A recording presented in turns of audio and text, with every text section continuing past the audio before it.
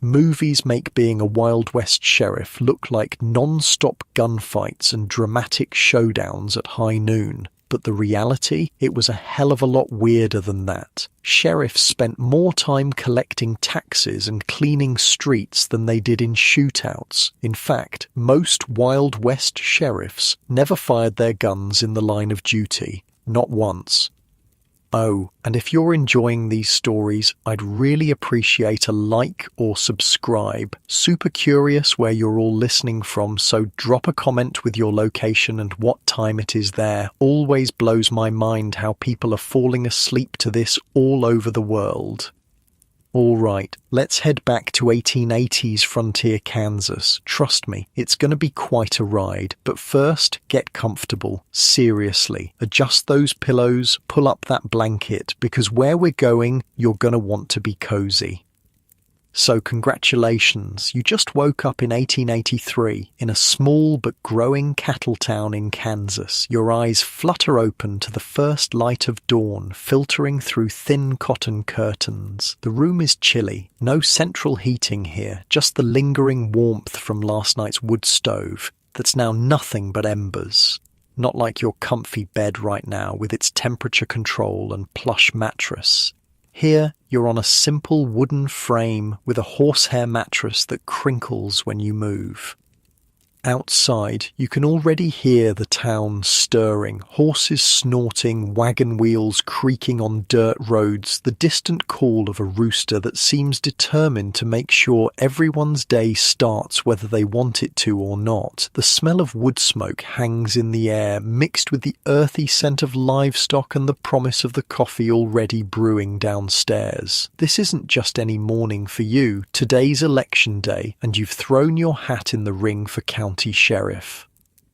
It might surprise you to learn that back in the Wild West, sheriffs weren't appointed because they were the fastest guns or the toughest hombres. They were elected by regular folks, which meant to become sheriff, you needed to be good with people, persuasive, popular even.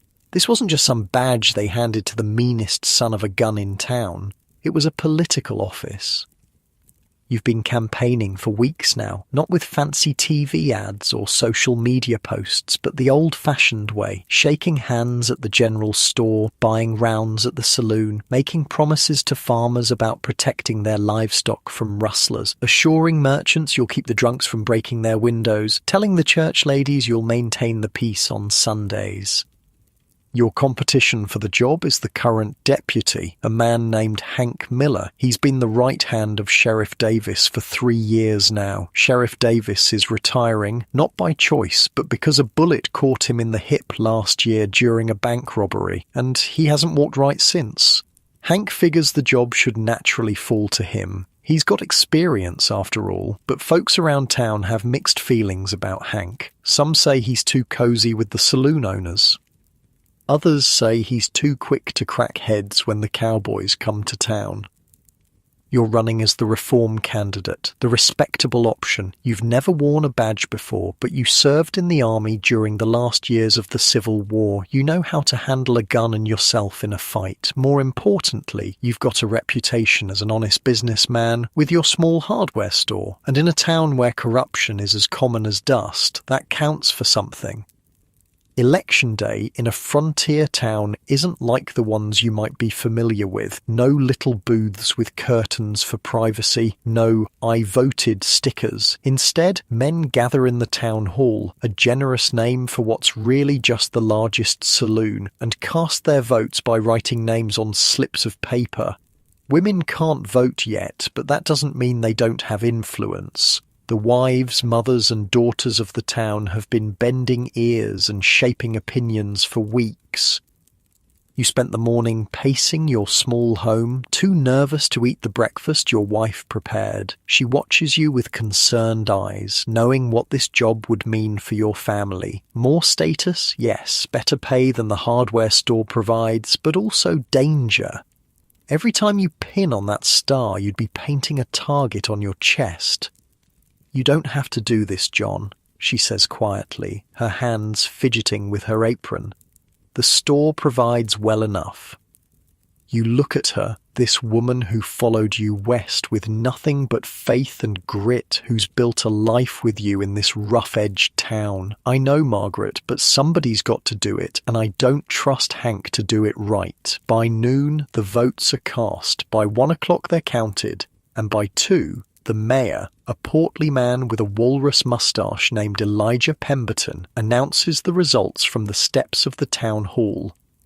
Ladies and gentlemen, by a margin of 23 votes, our new county sheriff is John Callahan. A cheer goes up from your supporters. Handshakes and backslaps rain down on you. Hank Miller gives you a stiff nod from across the street before turning and walking towards the nearest saloon. You know you've made an enemy today, the first of many, likely. Mayor Pemberton ushers you into his office, a cramped room at the back of his general store, and presents you with the badge. It's simpler than you expected, a 6-pointed star cut from silver-coloured metal with sheriff stamped across it. When he pins it to your chest, it feels heavier than it looks. "Congratulations, Sheriff Callahan," the mayor says, not quite meeting your eye. "I expect you'll want to get settled in your office. Frank will show you around." Frank, it turns out, is the town clerk, a thin, nervous man with ink-stained fingers who seems to carry the weight of the town's paperwork on his narrow shoulders. He leads you to the sheriff's office, a small wooden building sandwiched between the barbershop and the telegraph office. Inside, the office is sparse: a desk, a chair, a gun rack on the wall with a shotgun and 2 rifles, a wood stove in the corner, a wanted poster tacked to the wall, some horse thief from 2 counties over, and at the back 2 cells with iron bars and thin mattresses on wooden platforms. "This here's all yours now," Frank says, gesturing vaguely around the room. "Sheriff Davis cleared out his personal effects yesterday. The keys are in the desk drawer. They open the cells, the gun cabinet, and the evidence locker." He points to a small safe in the corner. "What about deputies?" you ask. Frank shrugs. "You can hire whoever you want, so long as the town council approves the expense. Most sheriffs round these parts make do with 1 full-time deputy and a few part-timers they call in when needed." After Frank leaves, you sit at the desk, your desk now, and try to take it all in. The weight of the badge, the responsibility, the danger. You open the desk drawer and find the keys, as promised, along with a ledger, a few pencils, and a half-empty bottle of whiskey. Sheriff Davis's parting gift, perhaps. You're examining the shotgun from the gun rack when the door bangs open. A young cowboy, barely out of his teens, stands there swaying slightly. His eyes are bloodshot and he reeks of cheap whiskey. "You the new sheriff?" he slurs, squinting at you. You nod, setting the shotgun aside but keeping it within reach. "That's right, Sheriff Callahan. What can I do for you, son?" The cowboy grins, revealing a missing tooth. "Well, Sheriff, I just wanted to be the first to welcome you to the job proper-like." He sways a bit more, then steadies himself against the doorframe, "and to let you know that me and the boys from the Circle B don't much care for lawmen telling us what we can and can't do when we come to town." You stand slowly, measuring the distance between you and the young hothead. He doesn't appear to be armed, at least not visibly, but that doesn't mean much. "I appreciate the welcome," you say carefully, "but I'd appreciate it even more if you'd sleep off that whiskey before you cause trouble that'll land you in one of those cells." The cowboy laughs. "You sound just like the last one. He thought he was tough too till he caught a bullet." There it is, your first test as sheriff, not an hour into the job. How you handle this moment will set the tone for your tenure. Push back too hard and you risk escalation. Too soft and word will spread that the new sheriff is yellow. You step around the desk, keeping your movements calm and deliberate. "Son, I don't know you, and you don't know me, so let me introduce myself proper. I'm John Callahan. Before I opened the hardware store, I was with the 8th Kansas Infantry. I've seen things that would turn your hair white. Now I don't want trouble, and I don't think you do either. So how about you head back to the saloon, or better yet, find a place to sleep it off?" The cowboy stares at you, weighing his options. Finally, he spits on your floor. We'll see what kind of sheriff you really are, Callahan. Cattle drives coming through next week. That's when the real fun starts. With that, he turns and stumbles back out into the street. You let out a breath you didn't realize you were holding. Then you grab a rag from the desk and clean up the spit. Welcome to your first day as sheriff. It doesn't take long to realize that the job is nothing like the dime novels make it out to be. The next morning, Frank the clerk drops off a stack of papers that nearly reach the ceiling. "What's all this?" you ask, eyeing the tower of documents. "Tax records," Frank says simply.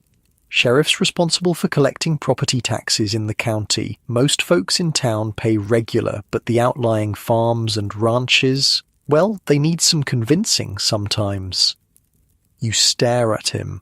"Tax collecting? That's part of the job?" Frank nods, adjusting his spectacles. "That, serving warrants, maintaining the jail, keeping the peace. Oh, and the town council expects you to enforce the ordinance about livestock on Main Street. Too many cowboys, letting their horses drop manure everywhere." So much for the glamorous life of a frontier lawman. By the end of your first week, you've spent more time with paperwork than your pistol, more hours mediating disputes between neighbors than tracking outlaws. There was Mrs. Henderson complaining about Mr. Peterson's dog digging in her garden, the two saloon owners on opposite ends of Main Street accusing each other of watering down their whiskey, a dispute between the blacksmith and the livery owner over a customer they both claimed. And yes, telling half a dozen cowboys that they couldn't race their horses down the middle of town. One afternoon, you're summoned to the general store where a traveling salesman is being accused of selling snake oil. The bottle in question promises to cure everything from rheumatism to baldness to female complaints. The salesman, a slick fellow in a checkered suit, swears on a stack of Bibles that his elixir is legitimate. "My good sheriff," he says with an oily smile, "I assure you this tonic is made from the finest herbs gathered by Chinese mystics in the mountains of Tibet."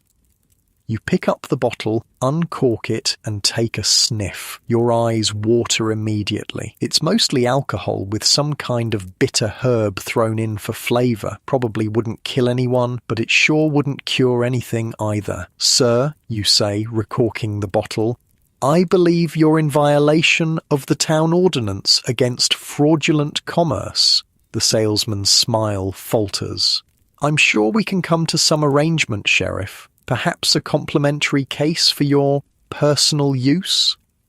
And there it is, your first bribe offer, not from a dangerous outlaw or a corrupt businessman, but from a two-bit peddler of fake medicine. "No, sir, we cannot," you say firmly. "You can pack up your wares and move on, or you can spend the night in my jail. Your choice." The salesman chooses to leave town.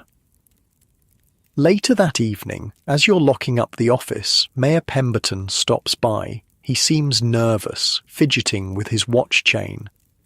"Heard you ran off that medicine show fellow," he says, not quite meeting your eye. "He was selling coloured alcohol and calling it medicine," you reply. "Seemed the right thing to do." The mayor clears his throat. "Yes, well, in the future, perhaps consult with me before you drive business away from town. That man paid for a vendor's license, after all, and Widow Jenkins says his tonic helped her lumbago last time he came through." You stare at the mayor, realization dawning. "Did you take a cut of his sales, Mayor?" Pemberton's face reddens. "That's not the point. The point is, this town needs commerce to grow. Sometimes that means flexibility." "Flexibility," you repeat. "Is that what we're calling it now?" The mayor straightens his vest. "Just remember, Sheriff, the town council appointed you. They can just as easily unappoint you." As he walks away, you feel the weight of the badge even more heavily. It seems keeping the peace is the least of your worries. Navigating the politics of a frontier town might be the real challenge. That night, as you sit at your kitchen table cleaning your revolver, your wife watches you with worried eyes. "How was it today?" she asks, setting a cup of coffee beside you. You consider lying, telling her it was fine, but Margaret deserves better than that. "Interesting," you say finally. "Not what I expected." "No gunfights yet?" There's an attempt at humour in her voice, but the worry breaks through. You smile, reassuring her. "No gunfights, just paperwork and politics." "Politics?" she asks, sitting across from you. You tell her about the mayor and the snake oil salesman, about the tax collection duties, about the endless small disputes that apparently fall to the sheriff to resolve. "Sounds like you're as much a judge as a lawman," Margaret observes. You nod, reassembling your revolver with practiced hands. "Seems that way. Everyone has an opinion about how I should do the job. The mayor wants me to look the other way sometimes. The church folk want me to crack down on the saloons. The saloon owners want me to give their customers more leeway. The merchants want me to keep the peace but not scare away business." Margaret reaches across the table and takes your hand. "And what do you want, John?" It's a simple question, but it stops you short. What did you want? When you decided to run for sheriff, was it really about justice and keeping the peace? Or was it about the status, the authority, or something else entirely? "I want to do what's right," you say finally. "Whatever that turns out to be?" Margaret smiles, but there's sadness in it. Just be careful whose version of right you choose. The next morning brings a new challenge. A rider comes tearing into town just after sunrise, practically falling off his horse in his haste to reach your office. "Sheriff," he gasps, out of breath. "Come quick, there's been a killing out at the Johnson place." You grab your hat, your gun belt, and saddle up your horse. The Johnson farm is about 5 miles outside town, a modest spread run by a hard-working family who keep to themselves. As you ride, the young man, a neighbour's son named Timothy, fills you in on what little he knows. Mrs. Johnson sent him to fetch the sheriff after she found her husband dead in their barn, apparently beaten to death. When you arrive, the scene is grim. Samuel Johnson lies on the barn floor, his face barely recognisable from the beating he took. His wife sits on a hay bale nearby, her face blank with shock, their 3 young children huddled against her. "Mrs. Johnson," you say gently, kneeling before her, "I'm sorry for your loss. Can you tell me what happened?" She looks at you with empty eyes. "I don't know, Sheriff. Sam went out to milk the cow at dawn, like always. When he didn't come back for breakfast, I sent little Samuel Jr. to check on him." Her voice breaks. "My boy saw him first. My boy saw his daddy like that." You look at the oldest child, maybe 8 years old, staring silently at the ground. Another life changed forever by violence. "Was anything taken?" you ask. "Any livestock missing?" Mrs. Johnson shakes her head. "Nothing I can see. We don't have much worth stealing." You spend the next hour examining the scene, looking for clues. Samuel Johnson was a big man, strong from years of farm work. Whoever killed him either caught him by surprise or was even bigger and stronger. There are no bullet wounds, just the damage done by fists and what looks like a piece of firewood that now lies broken and bloody beside the body. No footprints other than the family's and yours. No horse tracks that shouldn't be there. No obvious motive. You're about to give up when you notice something caught in Johnson's hand. Carefully, you pry open his fingers. It's a small piece of checked fabric, likely torn from the killer's clothing during the struggle. It's not much, but it's something. You place it carefully in your pocket, then turn to Mrs. Johnson. "I'll need to take your husband's body back to town," you say, as gently as possible. "The undertaker will prepare him. Then we can return him to you for burial." She nods numbly. "Is there someone who can stay with you? A neighbour or family member?" "My sister lives in town," she whispers. "Send for her, please." You promise to do so, then wrap Samuel Johnson's body in a blanket and secure it across your horse. The ride back to town is slow and somber, the weight of your first murder investigation heavy on your shoulders.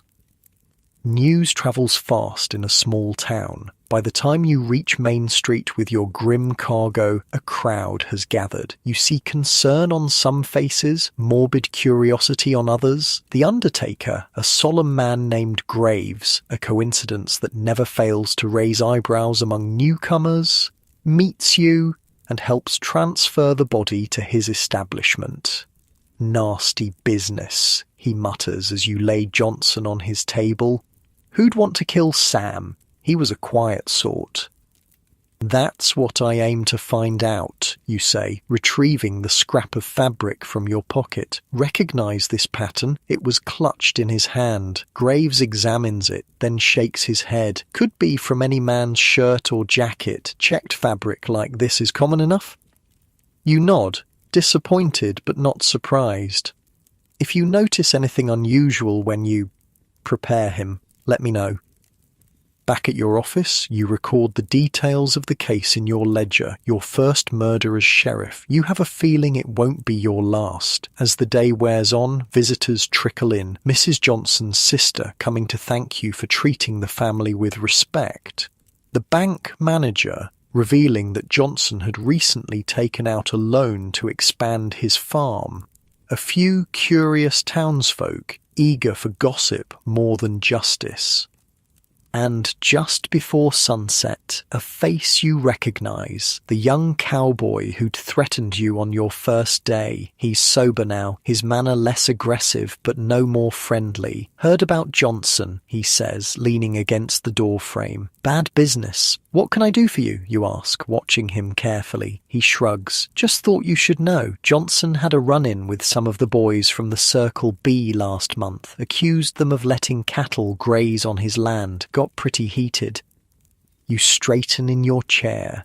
"Is that so? Any particular boys I should talk to?" The cowboy pushes off from the doorframe, preparing to leave. "Wasn't there myself, just heard talk. But if I was the new sheriff looking to make a name for himself, I might ask around about Pete Rawlins. He's got a temper." He tips his hat.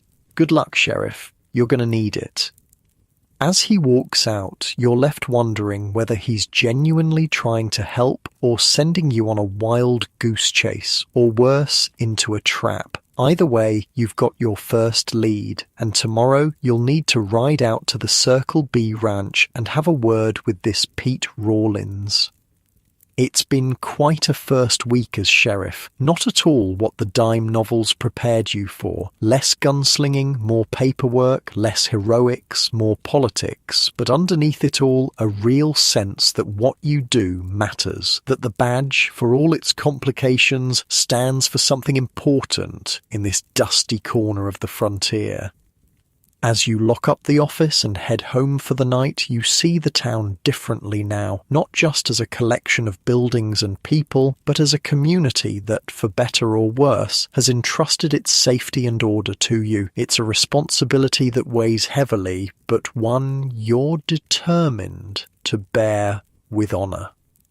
And tomorrow brings new challenges, a murder to solve, a potential confrontation at the Circle B, tax collections to oversee, the mundane and the dangerous, all part of a sheriff's life in the Wild West. When you finally reach home, Margaret has dinner waiting, a simple but hearty stew that fills the small house with its savoury aroma.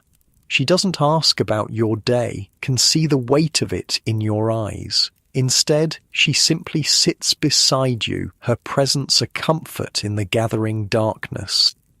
Later, as you lie in bed listening to the distant piano music from the saloon and the occasional shout or laugh from the street, you wonder what the coming days will bring. The cattle drive the young cowboy mentioned will arrive soon, bringing with it dozens of hard-living, hard-drinking cowboys, flush with pay and looking for entertainment. Your first real test as sheriff. But that's a worry for tomorrow. Tonight, the badge rests on your bedside table, its weight temporarily lifted from your shoulders as sleep finally claims you. Morning comes too soon, the pale light of dawn filtering through your window. Your muscles ache from yesterday's ride to the Johnson farm and back. Margaret is already up, the smell of coffee and frying bacon drifting up from downstairs. The badge sits where you left it on the bedside table, catching the early light. Another day as sheriff begins. The town is quiet at this hour. A few early risers, the baker already at work, smoke rising from the chimney of his shop, the stable hand feeding horses, a pair of miners heading out to try their luck at the creek where there'd been talk of gold. They nod respectfully as you pass, the badge on your chest earning their deference. When you reach your office, you're surprised to find someone waiting, a lean, weathered man in his 50s with a thick moustache and calm eyes. He sits in the chair across from your desk, boots crossed at the ankle, hat resting on his knee. "Morning, Sheriff," he says, standing as you enter. "Name's Bill Harper. I was deputy to Sheriff Davis before his injury. Was away visiting my daughter when the election happened." You shake his offered hand, noting the calluses and the steady grip. "John Callahan. Pleasure to meet you, Deputy Harper." He looks at you appraisingly. "Former deputy, as it stands, until you decide otherwise." You hadn't given much thought to deputies yet. Frank the clerk had mentioned you could hire one with town council approval, but with everything else going on, it hadn't been a priority. "What can you tell me about the Johnson murder?" you ask, hanging your hat on the rack by the door. Harper's expression darkens. Sam Johnson was a good man, quiet, kept to himself, had some trouble with the Circle B recently over grazing rights, but nothing that should have led to this. "That's what I heard," you say, taking a seat at your desk. "Was planning to ride out there today to talk to a cowhand named Pete Rawlins." Harper nods. "Pete's got a temper, but he's not stupid. If he did this, he won't be hanging around waiting for you." The conversation shifts to other matters, the upcoming cattle drive, the various personalities around town you should know about, the practical aspects of the job. You find yourself warming to Harper. He's direct and knowledgeable, with none of the political manoeuvring you've already encountered from others in town. "So," you say finally, "you interested in getting your deputy badge back?" Harper smiles slightly. "Thought you'd never ask, but there's something you should know first." He rolls up his sleeve, revealing a nasty scar on his forearm. "Got this breaking up a knife fight at the Gilded Cage last year. I'm not as quick as I used to be." You appreciate his honesty. "I don't need quick. I need someone who knows this county and its people, someone I can trust."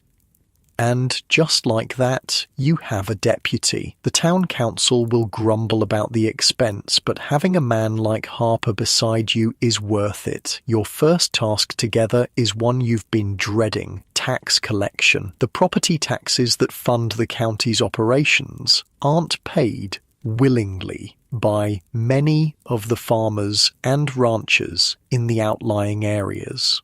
It falls to the sheriff to ride out and remind them of their civic duty. "Most unpleasant part of the job," Harper says as you saddle up. "Davis used to say he'd rather face a gunslinger than a farmer who doesn't want to pay his taxes. He's not wrong. Your first stop is the Wilson farm, where old man Wilson greets you with a shotgun across his lap as he rocks on his porch. 'Taxman cometh,' he cackles when he sees your badges glinting in the sun. Right on schedule." Harper takes the lead, having done this many times before. "Morning, Mr. Wilson. Fine day."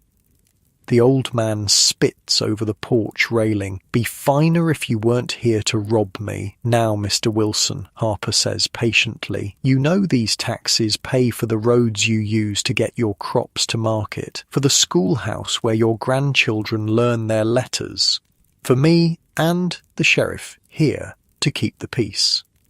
Wilson scoffs.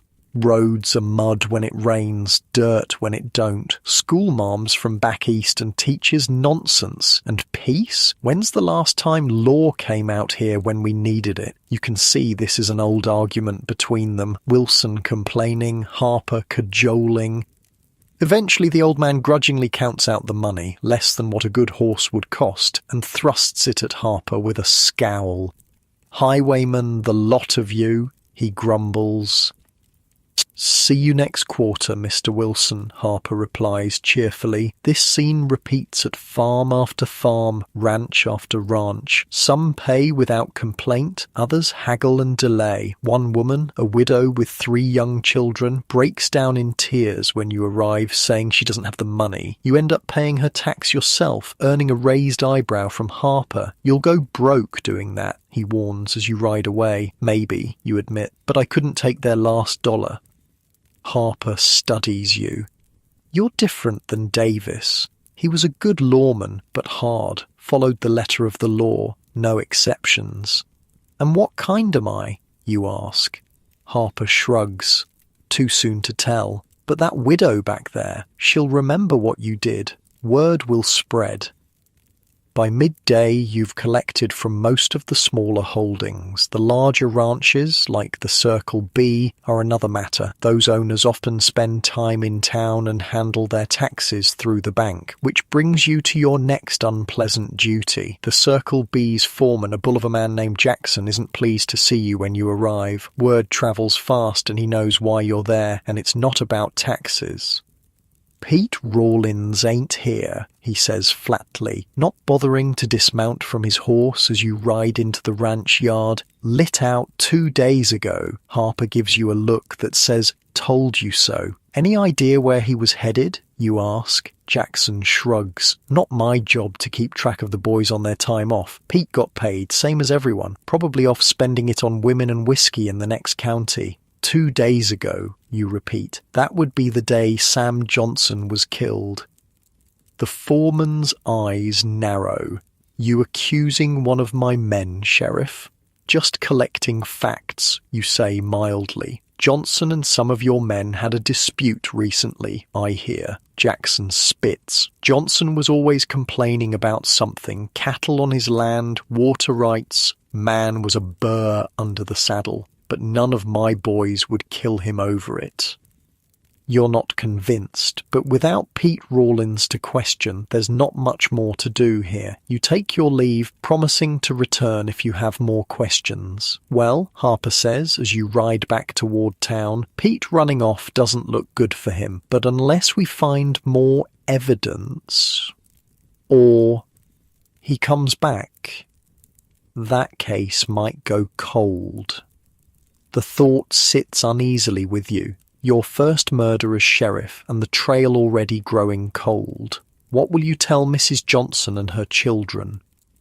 The sun is high overhead when you return to town. Your next duty awaits, checking on the jail and its current occupants. Last night, while you were preoccupied with the Johnson murder, Harper had locked up 2 drunks who were fighting outside the gilded cage. The cells are simple affairs. Iron bars, wooden bunks with thin mattresses, a bucket in the corner for necessities. Not comfortable, but not cruel either. The 2 men inside look miserable, nursing hangovers and bruised faces.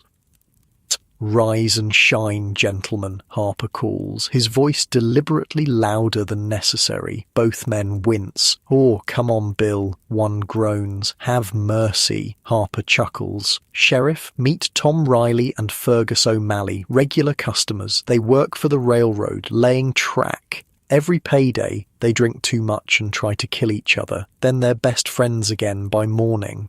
The men look sheepish. It's clear this is something of a routine.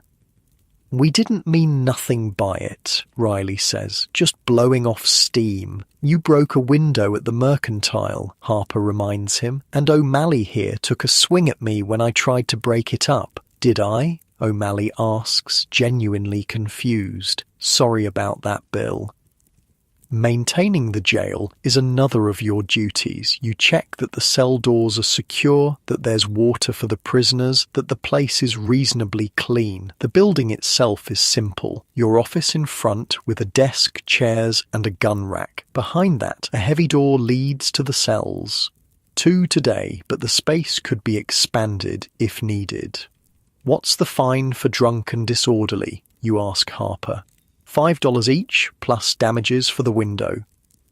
Riley and O'Malley exchange glances. We can pay, Riley says. Soon as we can get to the bank, you unlock the cell. See that you do, and maybe consider spending your next payday somewhere other than the bottom of a bottle. They scurry out, promising to return with the money. Whether they will or not remains to be seen. No sooner have they left than a new visitor arrives. Dr. Reynolds, the town physician, a serious man with spectacles and a perpetually worried expression. "Oh, Sheriff," he says with a nod. "I've examined Johnson's body. Thought you should know what I found." You usher him to a chair. "What can you tell me, Doc?" Reynolds removes his spectacles, polishing them with a handkerchief. He was beaten severely, as you saw. Cause of death was likely a blow to the head with a heavy object, consistent with the piece of firewood you found. But there's something else. He leans forward. Some of the bruising had already begun to develop before death, and his knuckles were bruised and cut. He fought back, you conclude. Indeed, quite vigorously, I'd say. Whoever killed him likely has injuries of their own. Bruised face, perhaps cracked ribs. This is useful information. Pete Rawlins fleeing with unexplained injuries would be damning evidence. You thank the doctor for his time. As Reynolds leaves, your next visitor arrives. Mayor Pemberton, still looking uncomfortable around you after your exchange about the snake oil salesman. "Sheriff," he says stiffly, "a word?" You gesture to the chair the doctor just vacated. The mayor sits, adjusting his vest. "I understand you've hired Bill Harper as your deputy." "That's right.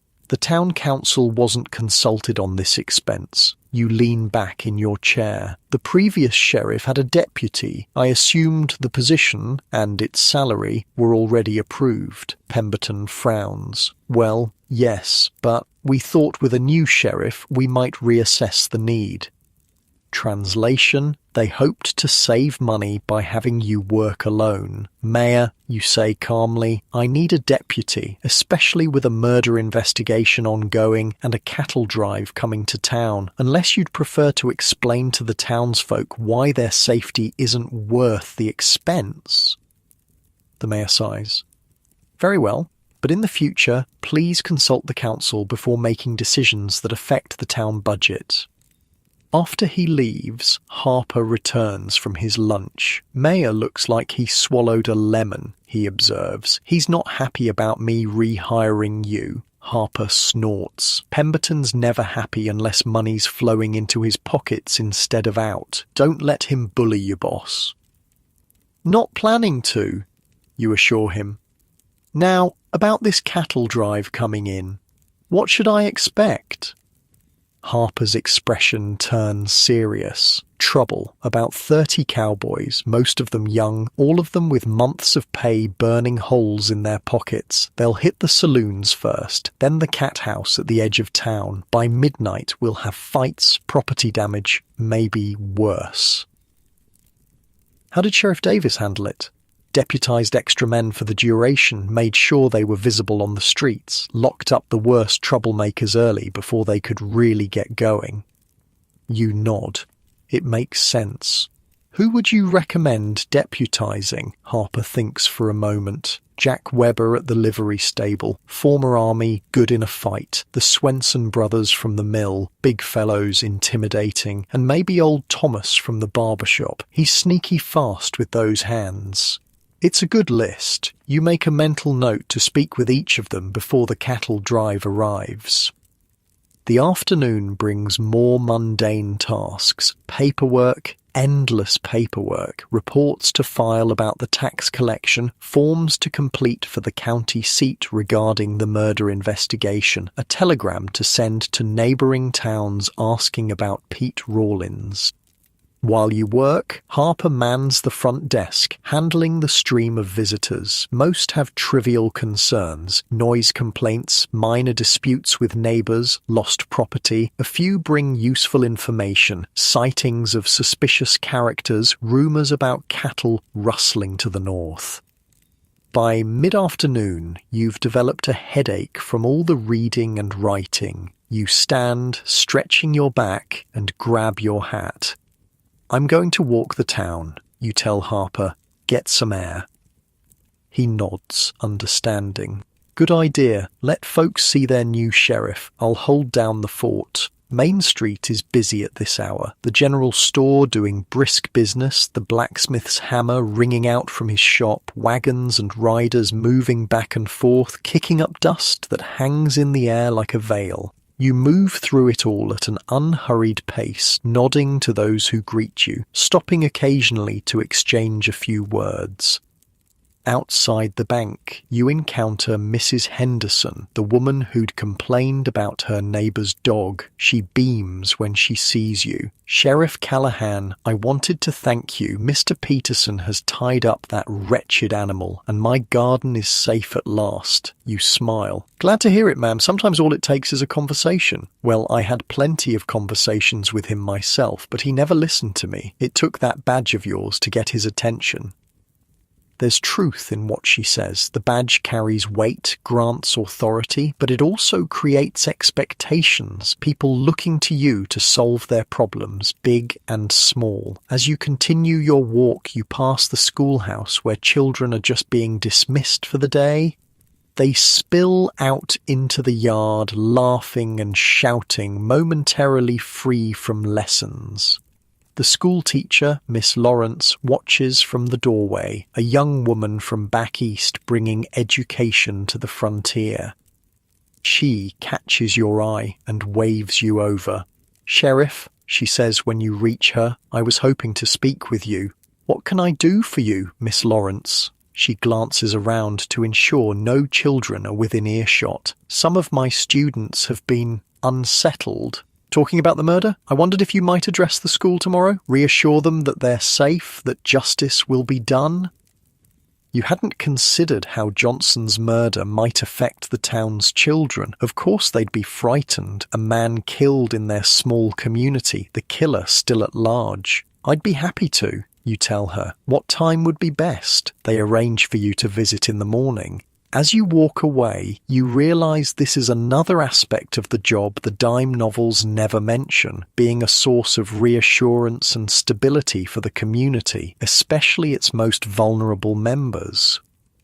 Your path takes you past the telegraph office, where the operator, a thin man named Morris, flags you down. "Sheriff, got a reply to your inquiry about Pete Rawlins." Your pulse quickens as you step inside. "What does it say?" Morris hands you the telegram. It's from the sheriff in Council Grove, the next county over. "Rawlins here. Stop badly beaten. Stop claiming bar fight. Stop holding him query." You read it twice to be sure. Pete Rawlins in custody 1 county over, bearing injuries consistent with a fierce struggle. It's not proof, but it's enough to warrant further investigation. "Send a reply," you tell Morris. "Ask them to hold him until I can get there. I'll leave at first light tomorrow." After sending your reply to the Council Grove sheriff, you head back to the office, eager to share the news with Harper. The pieces are starting to fall into place. If Pete Rawlins killed Sam Johnson, you might be close to solving your first murder case. Harper is locking the front door when you arrive, ready to end his shift for the day. "Got a lead on Rawlins," you tell him, showing him the telegram. "He's in Council Grove." Harper reads it, his expression thoughtful. "Badly beaten, huh? Convenient that he's claiming a bar fight." "Too convenient," you agree. "I'm riding out tomorrow to bring him back." "Want company?" Harper offers. You consider it. Having backup would be wise if Rawlins resists. but leaving the town without law enforcement, especially with the cattle drive approaching, seems risky. Better if you stay, you decide. Keep an eye on things here. I should be back by nightfall tomorrow. Harper nods, accepting your decision. Be careful. Even injured, Rawlins is dangerous. Mean streak a mile wide. You part ways at the corner of Main Street, Harper heading to his small room at the boarding house, you toward home and Margaret. But your day isn't over yet. As you pass the Gilded Cage saloon, a commotion erupts inside, shouting, the crash of breaking glass, then a man flying backward through the swinging doors to land in the dust of the street. He's followed by a mountain of a man with a red beard and massive fists. "Try that again, you little weasel!" the big man roars, standing over the fallen figure. You sigh. So much for a quiet evening at home. "That's enough," you call, striding forward. "Break it up." The big man turns, sizing you up. Recognition dawns in his bloodshot eyes when he sees your badge. "New sheriff," he says, swaying slightly. "Callahan, right?" "That's right. And you are?" "Butch Hogan. I drive for the Murphy outfit." He gestures dismissively at the man still sprawled in the dirt. "This card sharp was cheating me. Saw him slip a card from his sleeve." The accused man scrambles to his feet, dusting himself off. He's small and wiry, with a gambler's pale complexion from too many hours indoors. "I did no such thing," he protests. "The gentleman is simply a poor loser." Hogan lunges for him again, but you step between them, hand on your gun. "I said, that's enough."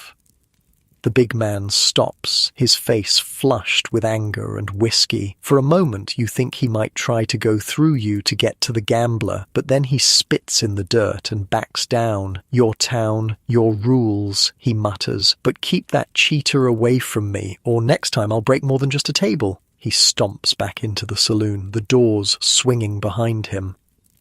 The gambler straightens his vest, attempting to regain his dignity. "I appreciate your intervention, Sheriff. The brute had no cause to assault me. Were you cheating him?" The man looks offended. "Certainly not. I'm a professional card player, not a common swindler." You've met his type before. Smooth talkers who travel from town to town, separating the locals from their money with skillful play and, when necessary, skillful cheating. "What's your name?" "Elliot James, at your service." He offers a small bow. "Well, Mr. James, I suggest you move on to the next table, or better yet, the next town. We don't need trouble." James gives you a calculating look. "Are you ordering me to leave town, Sheriff? On what grounds? I've broken no laws." He has you there. Being a suspected card cheat isn't enough to run someone out of town. You need proof, or at least a complaint from someone willing to press charges. "No," you concede. "But I am asking you to consider whether it's worth your while to stay. The cattle drive arrives soon. Those cowboys work hard for their money. They don't take kindly to losing it unfairly." James seems to weigh his options. A town full of cowboys flush with cash is prime territory for a card sharp, but getting caught cheating by the wrong cowboy could be fatal. "Perhaps you're right," he says finally. "I find the climate here suddenly less hospitable. I believe the evening stage still has room." You watch him walk toward the stage office, confident you've seen the last of Elliot James, one potential problem averted.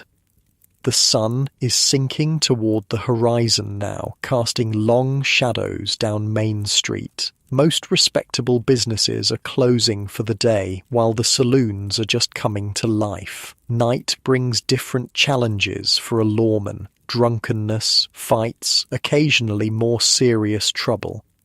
You decide to continue your patrol rather than heading home immediately. Margaret will understand. The town needs to see its sheriff present and vigilant, especially in the evening hours when trouble is most likely to brew. The Gilded Cage is the largest of the town's 3 saloons, occupying a prime corner lot on Main Street. Inside, the atmosphere is boisterous but not yet rowdy. Early evening drinkers, shopkeepers unwinding after a day's work, ranch hands in town on errands, a few travellers passing through, occupy the tables and line the long bar. The bartender, a bald man with impressive moustaches and forearms like hams, nods to you as you enter. "Evening, Sheriff. What brings you by? Thirsty?" "Just checking in, Floyd. Any trouble besides that scuffle with the gambler?" Floyd shrugs, polishing a glass. "Quiet night so far, but it's early yet." You make a circuit of the room, noting faces, assessing moods. Most nod respectfully or tip their hats when they notice your badge. A few avert their eyes, suggesting they have something to hide or simply don't like lawmen on principle. You file away these reactions for future reference. In a dark corner, you spot a familiar face, the young cowboy from the Circle B who'd threatened you on your first day, then later tipped you off about Pete Rawlins. He's drinking alone, his expression morose. On impulse, you approach his table. "Mind if I join you?" He looks up, surprised. After a moment's hesitation, he gestures to the empty chair across from him. "Free country." You sit, studying him. Up close, he looks younger than you initially thought, barely 20, with a wispy attempt at a moustache and eyes that have seen too much for his age. "Didn't catch your name before," you say. He takes a swig from his glass. Billy Reed. "You were right about Pete Rawlins, Billy. He's been found 1 county over, all beat up, just like someone who'd been in a fight with Sam Johnson might be." Billy's expression doesn't change, but his knuckles whiten around his glass. "That's so?" "It is.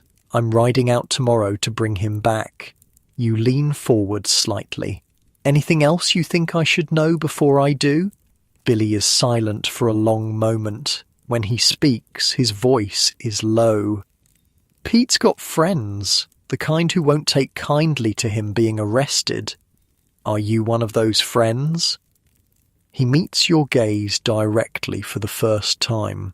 "No, Pete's a mean drunk and a bully, but I work with men who like him, who'd take his side no matter what. Even if he murdered an innocent man," Billy looks away, "some wouldn't care, would say Johnson had it coming for complaining about the cattle." It's a sobering thought. You've known men like that, for whom loyalty to their own outweighs any sense of right and wrong, the kind who'd resort to violence to protect one of their own, guilty or not. "Thanks for the warning," you say, rising from the table. "I'll keep my eyes open." As you turn to leave, Billy speaks again. "Sheriff, Pete carries a knife in his boot. Left one. Don't let him get to it." You nod your thanks for this potentially life-saving information, then continue your rounds. The town's other 2 saloons, the Frontier and the Dusty Bull, are smaller establishments catering to different clientele. The Frontier attracts a quieter crowd, mostly older men who prefer conversation to carousing. The Dusty Bull at the far end of Main Street has a rougher reputation. That's where you head next. Even from half a block away, you can hear the raucous noise spilling from the Dusty Bull's doors. Inside, it's crowded and smoky, the air thick with the smell of whiskey, sweat, and tobacco. A tinny piano plays in the corner, barely audible over the din of voices. The owner, a former boxer named Mac Sullivan, spots you immediately. He makes his way through the crowd, his broken nose and cauliflower ears testaments to his former profession. "Sheriff," he greets you gruffly. "Problem?" "Just making my rounds, Mac. How's business?" Mac grunts. "Can't complain. Listen, I run a clean place here. My boys know to take trouble outside." You glance around at the crowded room. "Your boys look like they are the trouble." He chuckles, a raspy sound. "Maybe so, but they know the rules. No guns inside, no fighting inside, no cheating at cards. Everything else, I look the other way." You notice a sign behind the bar, "Check your guns." It's common practice in many frontier towns, requiring patrons to surrender their firearms while drinking. It cuts down on deadly violence, though men will still fight with fists, chairs, bottles, or whatever else is at hand. "I see you enforce the no guns rule," you observe. Mac nods. "Have to. Had a shooting 2 years back. Bad for business. Now everyone checks their iron at the door." He gestures to a rack behind the bar where several revolvers and even a rifle or two are stored. Get 'em back when they leave, assuming they're sober enough to be trusted with them.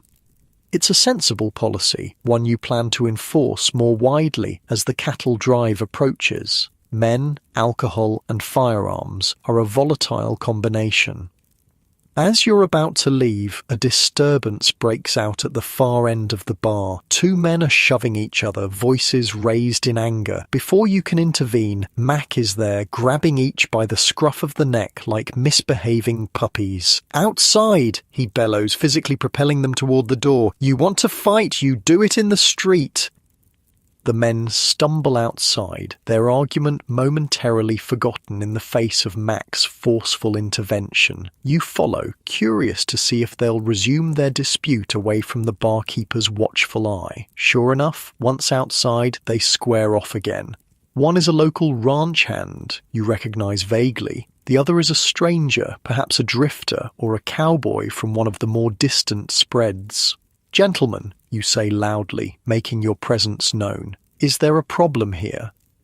They turn, both startled to find the sheriff witnessing their confrontation. The local recovers first. "No problem, Sheriff. Just a disagreement about a lady's honor." The stranger snorts. "Lady? That painted cat in there ain't no lady." You sigh inwardly. "A dispute over one of the saloon girls, then. Tale as old as time. Whatever she is or isn't, it's not worth shedding blood over. Why don't you both cool off? Take a walk. Find different saloons for the rest of the night."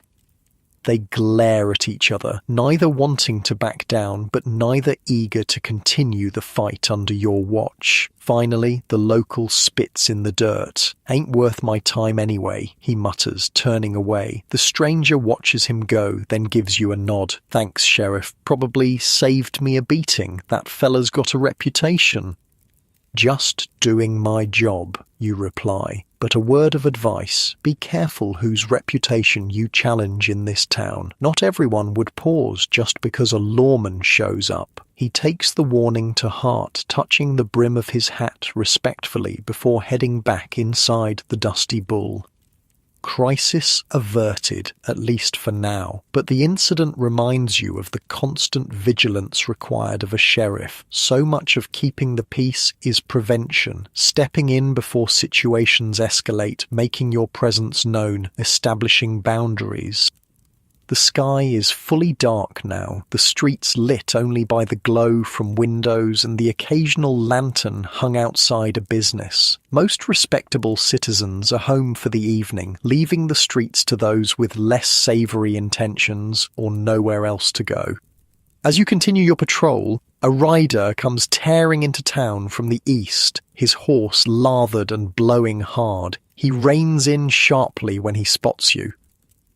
"Sheriff," he calls, dismounting in a rush. "Thank God. We need help out at the Wallace place. Rustlers hit them about an hour ago. Old man Wallace is shot up bad." Your heart sinks. Cattle rustling is a constant problem in ranching country, and it often turns violent when the owners try to protect their livestock. "How many rustlers?" you ask, already calculating your response.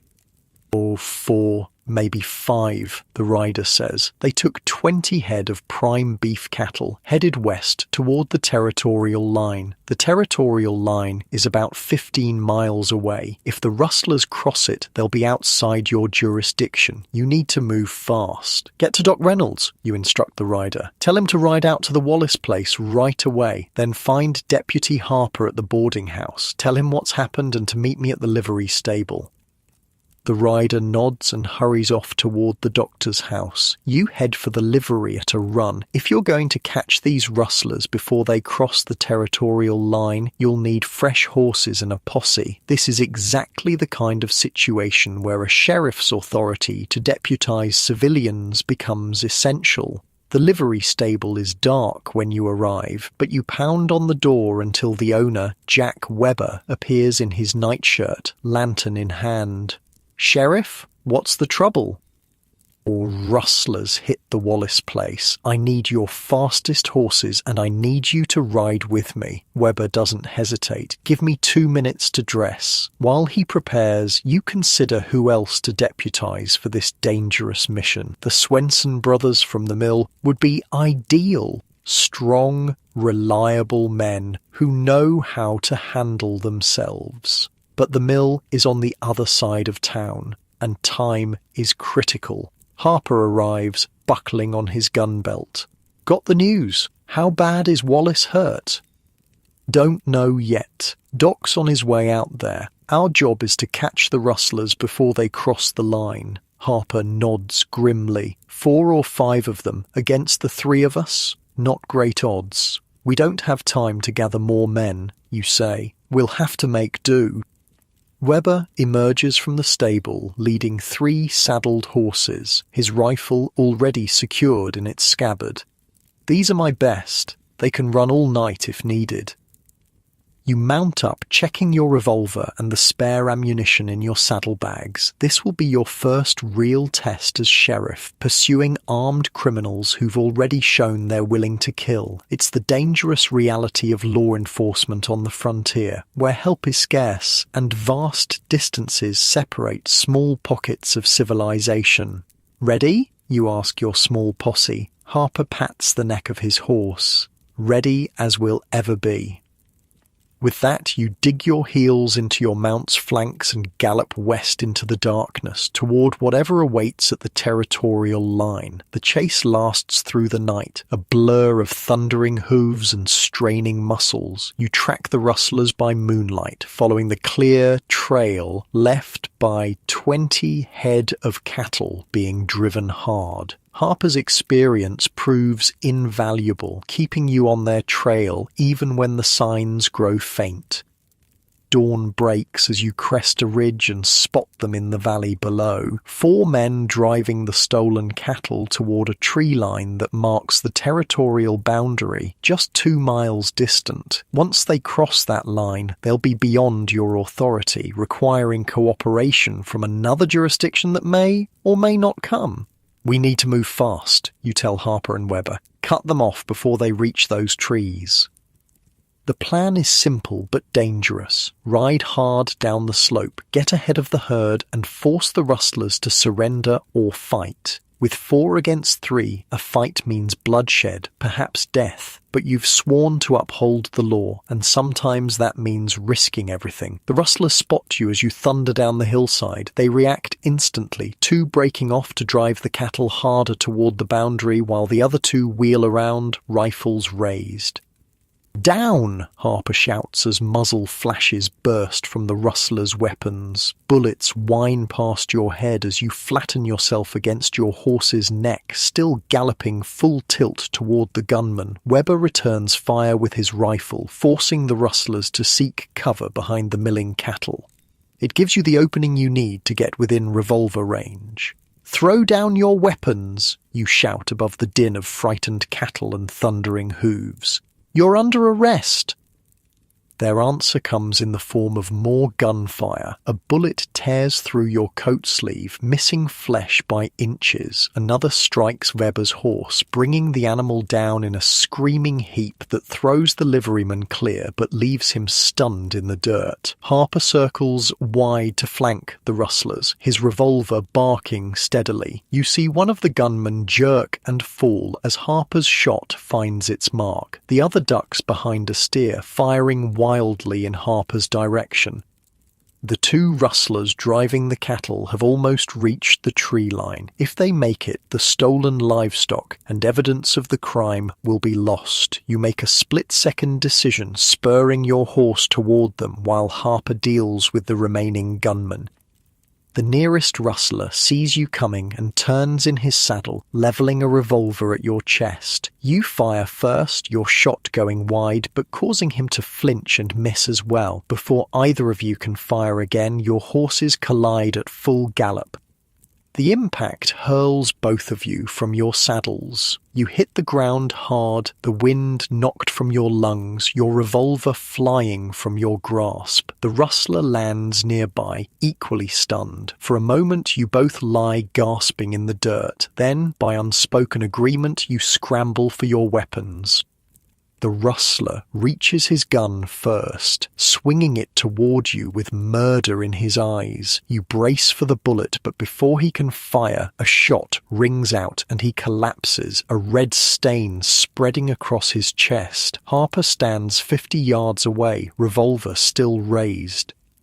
The final rustler, seeing his companions fallen, surrenders without further fight. By the time the dust settles, 2 rustlers are dead, 1 wounded and 1 in custody. Weber has a nasty gash on his head from his fall, but is otherwise unharmed. The stolen cattle are recovered, though a few have scattered in the confusion.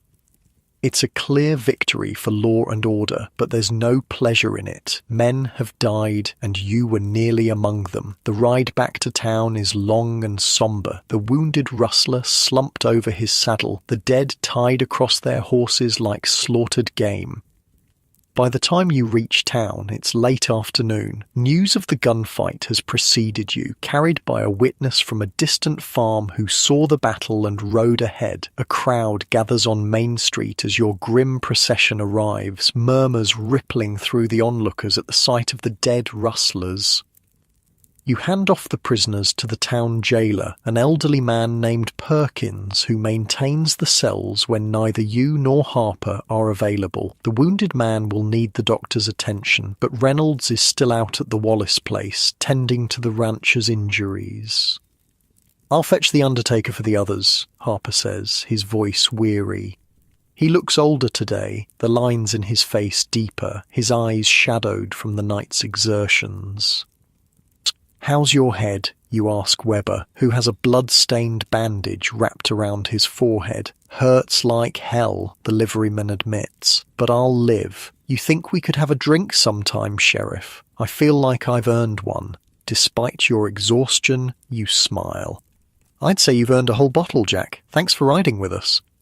After ensuring the prisoners are secure and arrangements are made for the dead, you finally turn your steps toward home. Every muscle in your body aches from the hard ride and the fight. Your hands shake slightly from the aftermath of danger and the knowledge of how close you came to death.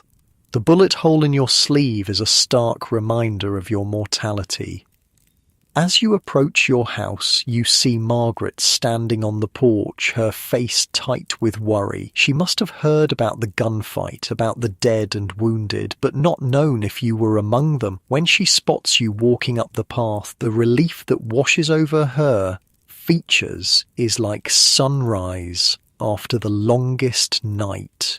She doesn't run to you or make a scene. It's not her way. But when you reach the porch, her arms go around you with desperate strength, her face pressed against your chest. "I heard there was shooting," she says simply. "I'm all right," you assure her, holding her close, feeling the tension slowly leave her body. Not even a scratch. Inside, your home feels like a sanctuary after the violence and danger of the past 24 hours. It's a modest place, 3 rooms downstairs, a kitchen, a parlour, and your small study, 2 bedrooms upstairs, but to you, it's a palace of comfort and safety.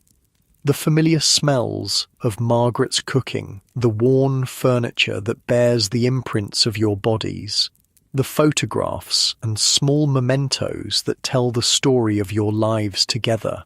All of it wraps around you like a warm blanket. Margaret brings you hot water for washing, then sets a simple meal before you. Beef stew, biscuits, coffee strong enough to stand a spoon in. You eat ravenously, suddenly aware of how long it's been since your last meal. "Tell me what happened," she says as you eat. Not demanding, but offering the chance to unburden yourself.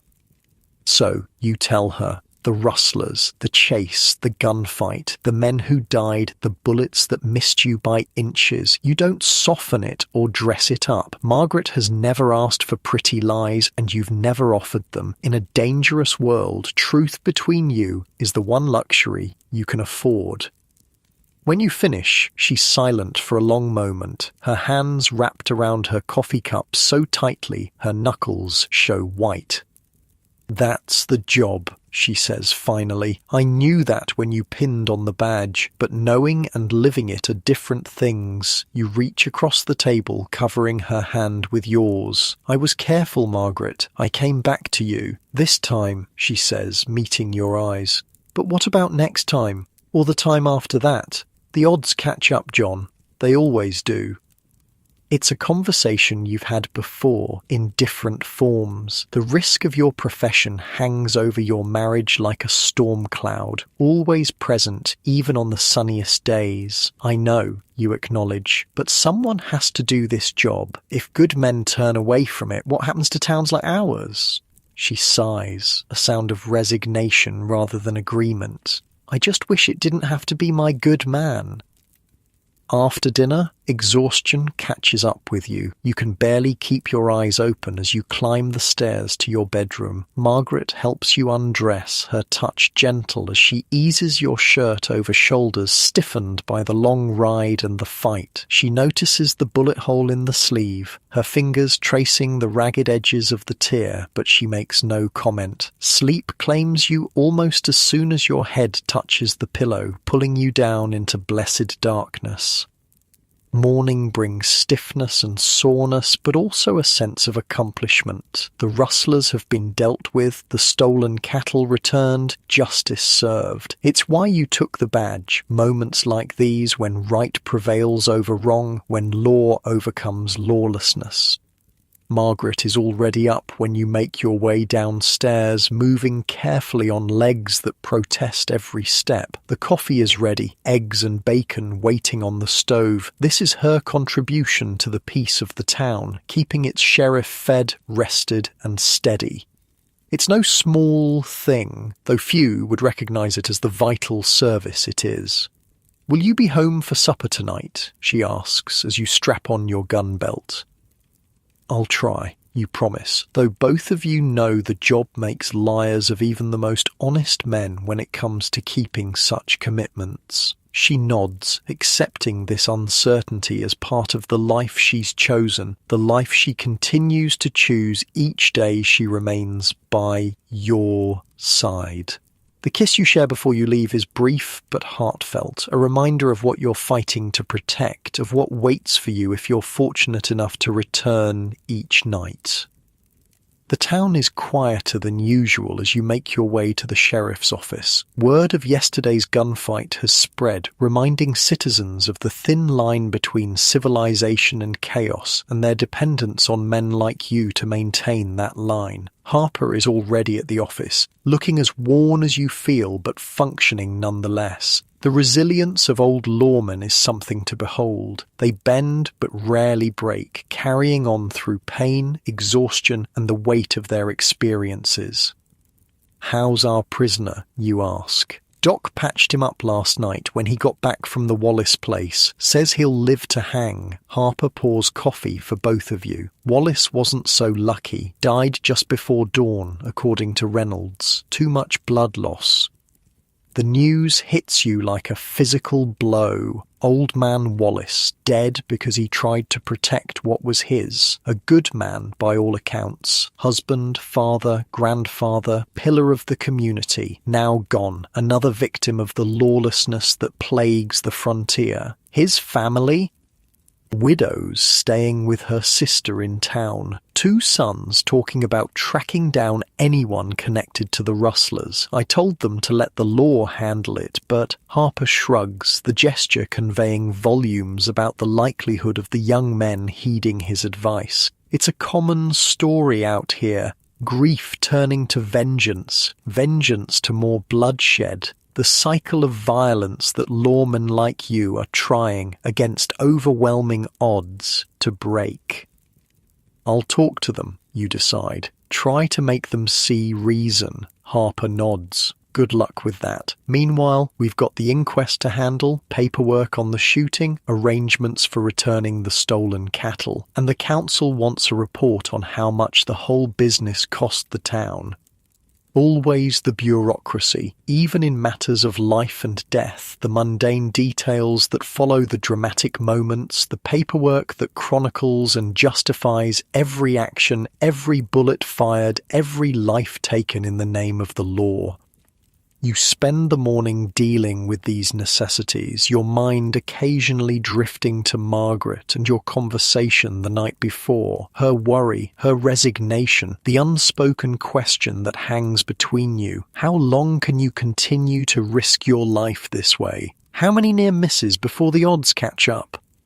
Around noon, a visitor arrives at the office. Sarah Wallace, the widow of the murdered rancher. She's a small woman, her face lined by years in the harsh prairie sun, her back straight despite her grief. She wears simple black, her hair pulled back severely from her face. "Sheriff Callahan," she says, her voice steady.